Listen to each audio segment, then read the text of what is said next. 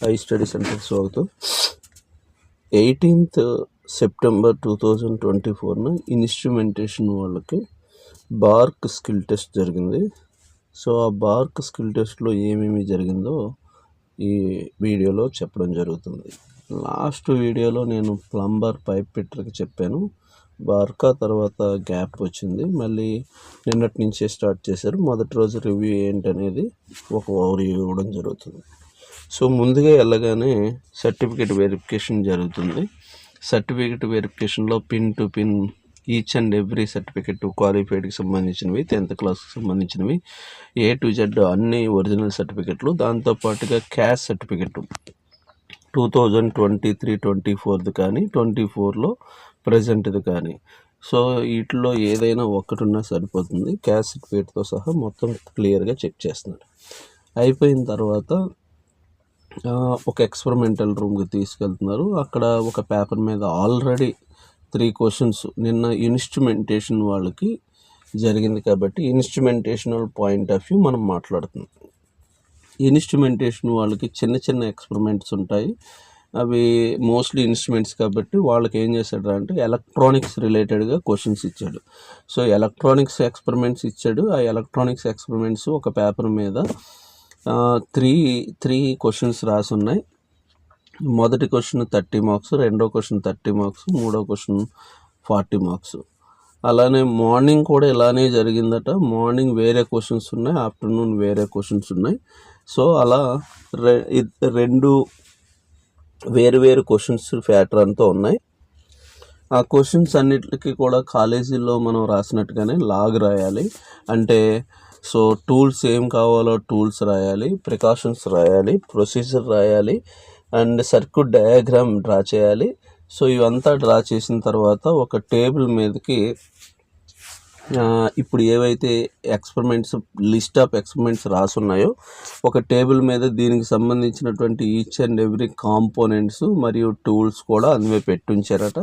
ఒకసారి మనం ఆ ఎక్స్పెరిమెంట్ రిక్వైర్మెంట్స్ ఏవైతే ఉన్నాయో వాటికి సంబంధించినవి ఒకసారి క్రాస్ చెక్ చేసుకొని మళ్ళీ ఒక్కొక్కరికి ఏదో ఒక ఇన్స్ట్రుమెంట్ని మిస్ చేస్తూ ఉన్నారు, అది మనం ఐడెంటిఫై చేసి పలానాది తక్కువగా ఉంది లేదా ఓకే అని మనం చెప్పాల్సి వస్తుంది.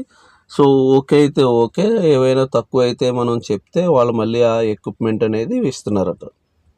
అలా మనం ఎక్విప్మెంట్ని అక్కడ ఇచ్చినటువంటి బ్రెడ్ బోర్డ్ మీద వాళ్ళు ఏం చేశారు అంటే కనెక్షన్స్ ఇస్తే, కనెక్షన్స్ ఇచ్చిన తర్వాత మనం మళ్ళీ అథారిటీ పర్సన్ ఎవరో ఒకరు ఉంటారు, వాళ్ళని పిలవాలి. పిలిచిన తర్వాత వాళ్ళు ఓకే అయితే కనుక ఓకే అంటున్నారట.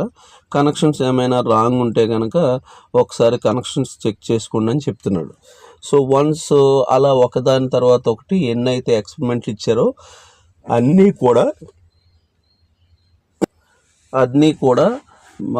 అటెంప్ట్ చేసిన తర్వాత, అంటే అన్ని అటెంప్ట్ చేసిన తర్వాత మాత్రమే వెళ్ళమని చెప్తున్నారు. ఏ విధమైనటువంటి ఎక్స్టర్నల్గా వైవా కానీ క్వశ్చన్స్ కానీ ఇలాంటివి ఏమీ అడగలేదు. ఓన్లీ డైరెక్ట్గా లైవ్లో ఆ ఎక్స్పెరిమెంట్ గురించి రాయాలి, ఆ తర్వాత ఎక్స్పెరిమెంట్ కనెక్షన్స్ వేయాలి. వేరే నేను అనుకోవడం ఇన్స్ట్రుమెంటేషన్ వాళ్ళకి ఇన్స్ట్రుమెంటేషన్కి సంబంధించినవి కాకుండా ఎలక్ట్రానిక్స్ ఇచ్చారు.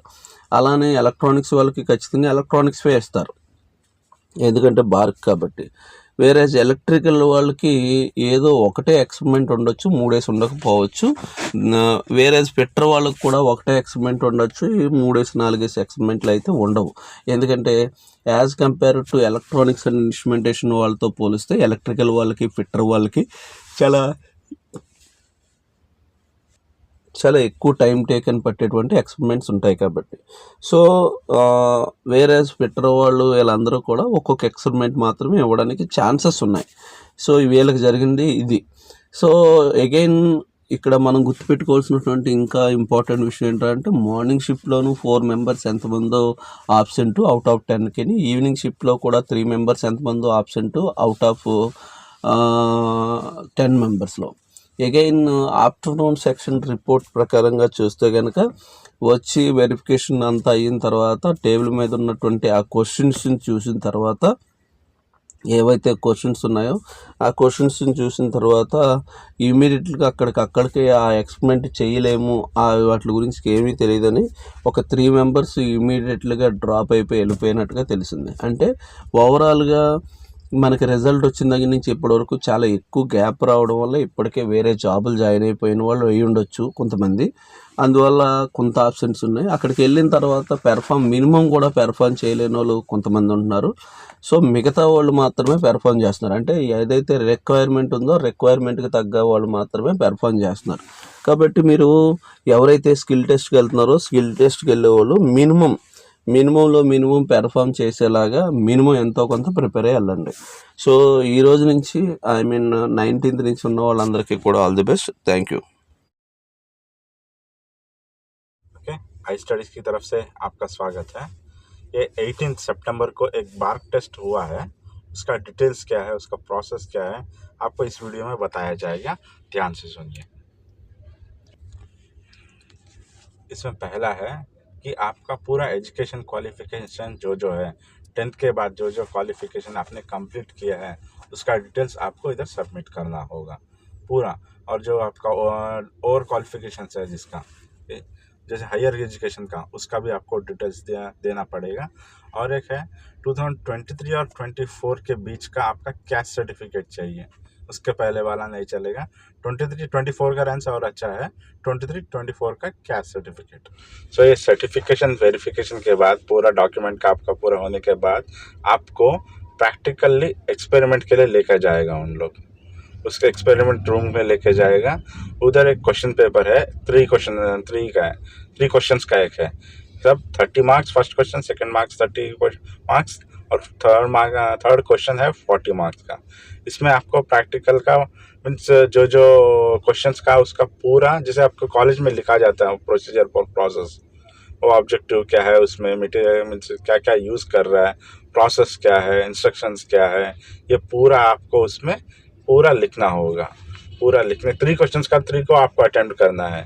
और इसके बाद आपको एक टेबल पर पूरा इंस्ट्रूमेंट रखा गया है, इंस्ट्रूमेंटेशन वाले के लिए है, वो पूरा आपको प्रैक्टिकल जैसे आपको जो पैटर्न में आप किया है उसमें पूरा एक्सपेरिमेंट उसको पूरा कंप्लीट करके आपको दिखाना होगा।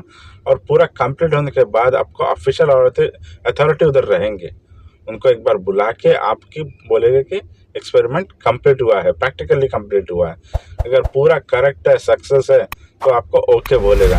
अगर कहीं मिस्टेक हो गया, कहीं रुक गया है, कुछ गलत किया है तो आपको एक और चांस दिया जाएगा कि एक बार चेक कीजिए। सो ये एक्सपेरिमेंट का ये पूरा प्रोसेस आपको उधर फॉलो करना होगा। इसका 1 घंटे से 2 घंटे तक इसका पूरा आपको कंप्लीट हो जाएगा। तो इसका ध्यान दीजिए, जब से रिजल्ट आया और कल का जो वेरिफिकेशन है प्रैक्टिकल एक्सपेरिमेंट्स का कर रहा है, इसमें बहुत सारे लोग एब्सेंट्स हो रहे हैं। इसका रीज़न हो सकता है कि उनको दूसरा कुछ नौकरी भी लग गया होगा या फिर इन लोग भी अवॉइड कर रहा होगा। और इसमें सेकेंड पार्ट में और क्या है, बहुत सारे स्टूडेंट नियर 50-60% स्टूडेंट प्रैक्टिकल नहीं कर पा रहे हैं, उन लोग थियरी भी नहीं लिख पा रहे हैं और प्रैक्टिकल में एक्सपेरिमेंट भी नहीं कर पा रहे हैं। इसलिए आप थोड़ा प्रिपेयर हो जाइए और जल्दी आपको मीन्स ओके कर दिया जाएगा। थोड़ा करने से आपको एक्सपेरिमेंट में आप सक्सेस होते हैं, आप उन लोग रिक्रूट किया जाएगा। तो ध्यान से उसके ऊपर प्रैक्टिकल एक्सपेरिमेंट के ऊपर थोड़ा ध्यान दीजिए।